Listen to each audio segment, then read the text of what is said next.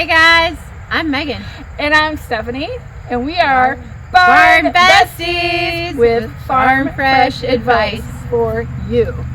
So we are here to impart the knowledge that we have learned over the years of building and running barns so that you guys don't have to have the problems and the misery and the mistakes that we made. Hope you enjoy our videos. Make sure you hit the subscribe button, right? Right, and we hope to save you time and money on your new adventures. Absolutely. Hey everybody, welcome back to the channel. I am Barn Bestie Stephanie here on location at Megan's barn while she is in California training intensely with her trainer. I have snuck here into Lindinhof to interview one of her instructors, Miss Charlotte. Actually, I'm kidding. She told me I could do this. She arranged it. I like to tease Miss Megan, but so if you missed part one, we have learned a little bit of the background on when she was a little kiddo, riding ponies, and then she got her first horse. And that's kind of where we left off. So we're going to get right into part two. If you didn't catch part one, go ahead, go back and watch part one real quick. We're pretty positive we are going to have many parts to this because some very good, interesting stories. So let's kick off. So in part one, we just left off. You were breaking out your young horse. He was like a 4-year-old. We briefly discussed the whole getting thrown and the fear factor and all that. So you said you think you got dumped for like every day for a month kind of thing. Yeah. Okay. So how did that progress into like, he's actually not going to kill me anymore? Well, time, patience, perseverance. I think just pushing the limits to. Did you have help? I had help through that trainer. Okay. So the guy who owned the barn, who was the trainer. Yep. Helped me. And then a lot of time, again, this is the 90s. So I was a bit of a latchkey kid where my parents would just literally like in the summer drop me off at the barn and I'd be there for like 8 hours. I grew up like that and I loved it. We were barn rats. How wonderful. Oh. I mean, I was a total barn rat and I just would go and so time, like I would just spend so much time with my horse. Like I would get up in the morning and we would put together like food and drinks for the day. And actually we would ride our bikes to the barn. So I had this like little milk cart on the back of the bike where I like literally all my food and drinks for the day and carrots for the horses and whatever other naughty behavior we decided we were going to get into, we would stuff tools or something in there. So I actually, honestly, I think it was wonderful. It kept me out of trouble. Well, different type of trouble. For a while. It depends on how you would, I guess, refer. We got into all sorts of trouble at the barn, but right. Yeah. We won't put that on film. No. Okay. So nice. So your parents, dropped you and you were a barn rat. I love that. And just hung out with them and just kept plucking along. I just didn't feel like, that was my only option. I was just going to stick with it. What was your end game for him for what kind of horse he was going to be? What kind of tack, what kind of discipline you were going to ride him? Initially it was jumping, right? Okay. So that was so then I ended up, when he was about 6, sometime at the time, 5, 6-ish, we moved him back to the barn that I had grown up at, the Hunter Jumper barn. And so we started doing that, like, I took him to some open shows and did some like flat, hunter on the flat classes. But then I was struggling with him again, because this is a 5-6-year-old Arabian who was spooky and hot. And, he was like the horse at the barn that everyone was like, oh my God, it's fire, and like, and Charlotte. And he was like a little spoiled because I didn't know, no one ever told me not to hand feed my horse, so he was like, he had the like, do not put fingers in stall sign on his door because he's a chomp monster. Yep. Pac-Man horse. And they had a woman had started coming into the barn teaching dressage, and I hadn't really heard of dressage at that point. So it was sort of a new thing, and they were like, you should take lessons with her and with Fire to really just to help. So I started riding with her, and that kind of was it for me. Even though it was hard, I was like, I think we walked for like a year, she just had me walking in circles and all the position and everything, getting control of all the body parts. And because he was an idiot, he would, spook at spun spots. He would jump over spun spots, and like was just so control was super important, and just really learning how to be partners. And I also had opportunities we would go on trail rides, and this is Cape Cod, so we would ride the horses down to the beach. Oh we my would, gosh. Go swimming with them. Wonderful. So it was really, we had some great experiences. And through her, started learning. So then, started doing the dressage thing and started taking him to some just schooling shows, doing training level. And through high school, and then so she really helped you put some control on him. Yeah. And some more basic fundamentals, and point, kick, and hope he goes where you want him to go. Yes. Yeah. That's awesome. Yeah. So that was really. So do you remember like what her background was as far as her dressage? She had been a dressage person for many years. She had her Grand Prix mare that she kind of trained up on her own, and that I got to ride a couple times. I feel like back in the early 90s, there were not a lot of people in the U.S. Comparative to now that had any sort of beyond second level, third level, fourth level. So it was like these people who had the FEI experience were far and few between, hard to find, especially here in the Midwest. I can say that, so that's exciting. But I think the coasts definitely had more. And then, for here in the Midwest, you had to be around a really big city like Chicago to find anybody that had that kind of experience. Obviously, Chicago, Megan and I have talked about it a lot. Temple Farms, Lipizans, brought in an amazing amount of, talent. And of course, there was beyond that, but, so that's really exciting that you had access to somebody who had true fundamentals, because I lived in kind of this area, the greater southern Wisconsin area as a kid, and people that taught dressage maybe had first level experience and they were like the guru, you know what I mean? So what a wonderful experience for you to have somebody that had some more than first or second level experience. I'm so grateful for it. And through her and then that community, I met a couple other dressage people that I also took lessons with. And did they clinic back in the day?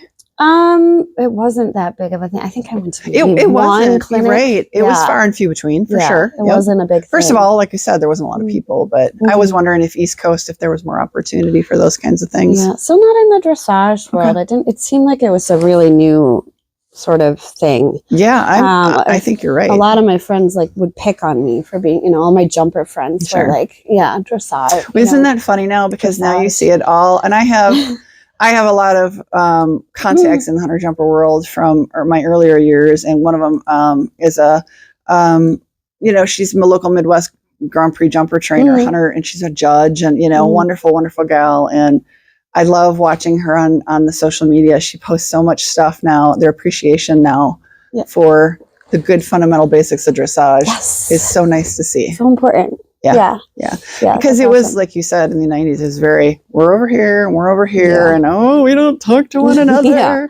So that's great. Okay, I'm sorry to keep going, my dear.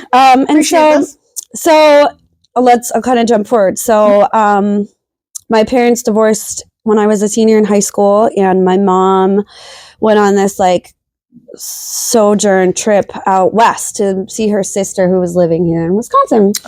And somewhere along the way, I love that we're out west. My aunt out here, I'm thinking Wyoming, California, right? Convinced my mom to move to Wisconsin. I was still out east, and was planning on taking a gap year and not going to college right away. And so then she convinced me to come to Wisconsin. So we packed up.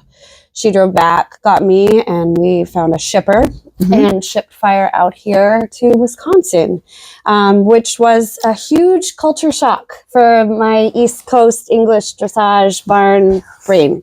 So now you're in the finding out portion of the being in the Midwest back in. So this was 90s. This was 2003 now. Okay.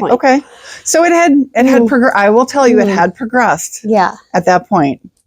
Absolutely had progressed. We were up in central Wisconsin. So I was just going to say, what part of Wisconsin did you land in? Yeah, so Wapaka area. Okay.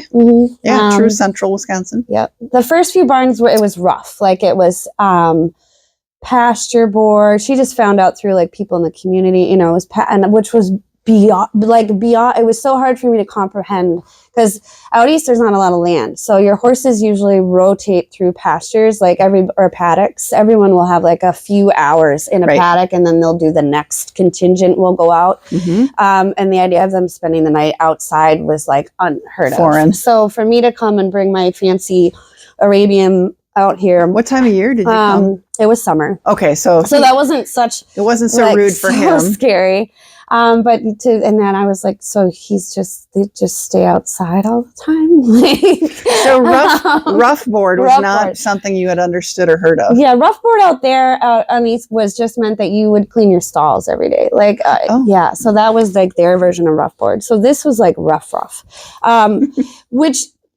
But it was just so foreign to me. And now it makes sense. Like, they don't want to be in stalls. And where he lives now, they're outside. They have it's more of like a open access where they can go into the barn when they want to. And so they have a lot of agency, which I also think is important too for our horses. When we can do that is providing them with that sort of freedom of choice. How did he transition from being a stall flower to, wow, I have space, like more than just a few hours. Like I can. Did he love it? Did it take was it hard on him? He loved it. He's always been a pretty easy keeper. So it was much harder on me than it was on him. He was fine. I definitely was, I think, concerned about the first couple winters there, but we just did extra blankets, and he was good. Yeah. Wisconsin. Winter. The first winters were cold. But I did. You were in, you said again, Western Mass. We were on Cape Cod. So you were out. That's right. You were out at that point in Cape Cod. So you had temperate-ish winters. Yeah, the winters were just more wet. Right. We didn't get the sharp like polar vortex cold that we get out here. So that was Canada. Yeah. So that was intense. But my goal was still to be, it was my whole life. I mean, it's always kind of been my life, but I was at that point really set on becoming a trainer. Okay. So that was when you... So I found a dressage barn up there, kind of between Wapaka and Stevens Point, with someone who'd been there for many years, and moved fire there and became a working student for her. Nice. When I was 18. So, and I mean, we've always said we're not going to name names of people, but like that trainer, what was their levels of experience? She was pretty up there. I don't remember. They had like a breeding operation. So breeding like draft and warm blood crosses. And there was also like a dairy farm. But very, very common in Wisconsin, obviously. Dairy. She was definitely, I remember she had riding like a 4th level horse out there. So that, I don't know, she wasn't, and I wouldn't say that Grand Prix level, but that's hard to get there. She had some European working students. It was a fairly big operation. They did dressage schooling shows there. She had an indoor. And so I started as a working student and as a young instructor there. So teaching children. Did you have teaching, like, how did you get teaching experience? Was she like, I need you to start teaching? You've been taught a million lessons throughout your life. So I had helped out at barns that I'd worked at, like, with summer camps, like lead line lessons and things like that. So let's talk about like how you kind of rolled into, because I think one of the things Megan and I, we have a little playlist out there is like becoming a professional. We sat down in 2024 with, at that time, Megan's working student, Karen, did a couple of parts, good series. If you guys check that out on our channel, talking about,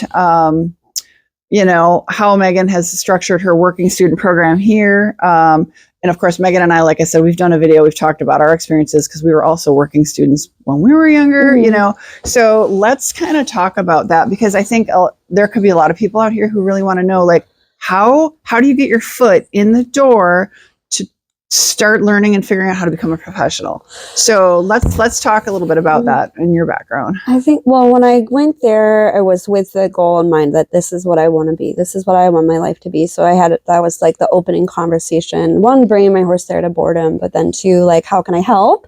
So it was more like help with board too, right? So help work off your board. Yep. So I started helping with chores, and then started, and then she needed someone for lessons, so just started with children, and then also helping to ride some of the other horses that the So training she had horses. some school horses. Mhm, So and that's horses in training. So that's how it started. So were you like considered a working student for her? Yeah, you know, a working student, an assistant instructor. Sure. So You know, Megan's and Karen, when like I said, we had that interview.